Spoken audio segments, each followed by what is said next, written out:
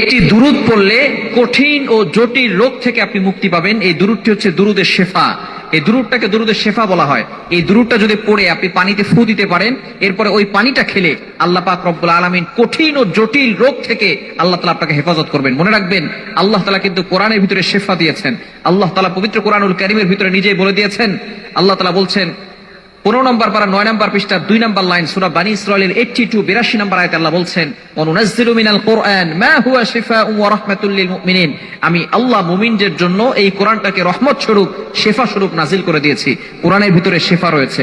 নবীজি সাল্লাল্লাহু আলাইহি সাল্লামের উপরে দুরূদ পাঠ করা এটাও কিন্তু অত্যন্ত ফজিলতপূর্ণ এবং গুরুত্বপূর্ণ একটি ইবাদত। বিশেষ করে আমরা কোরআনের ভিতরে শেফা আছে এই কোরআনটাকে বিশ্বাস করতে চাই না। আমরা অনেক সময় ডাক্তারের কাছে চলে যাই। হ্যাঁ, অবশ্যই ডাক্তারের কাছে যাবেন, তবে আপনাকে আল্লাহর কাছে দোয়াও করতে হবে। দোয়াও লাগবে, দাওয়াও লাগবে। খুবই চমৎকার একটি দুরূদ। এই দুরূদটি নবীজি সাল্লাল্লাহু আলাইহি সাল্লাম জানিয়ে দিয়েছেন, দুরূদের শেফা বলা হয়। দুরূদটি হচ্ছে আল্লাহুম্মা সাল্লি আলা মুহাম্মাদিন বিআদাদি কুল্লি দাইন ওয়া দাওয়াইন ওয়া বিআদাদি কুল্লি ইল্লাতিন ওয়া শিফা। খুবই চমৎকার একটি দোয়া। আপনি প্রথমে নবী সাল্লাল্লাহু আলাইহি সাল্লামের উপরে শান্তি রহমত বর্ষণ করার জন্য দোয়া করছেন, আল্লাহুম্মা সাল্লি আলা সাইয়্যিদিনা মুহাম্মদ। আপনি নবীজি সাল্লাল্লাহু আলাইহি সাল্লামের উপরে কি করছেন? দোয়া করছেন, রহমতের দোয়া করছেন। এরপরে আপনি আপনার যেই রোগ আছে রোগের জন্য আপনি শিফার জন্য দোয়া করছেন, বিআদাদি কুল্লি দাইন ওয়া দাওয়াইন ওয়া বিআদাদি কুল্লি ইল্লাতিন ওয়া শিফা। এটা আপনি পানিতে পড়বেন। কতবার পড়বেন?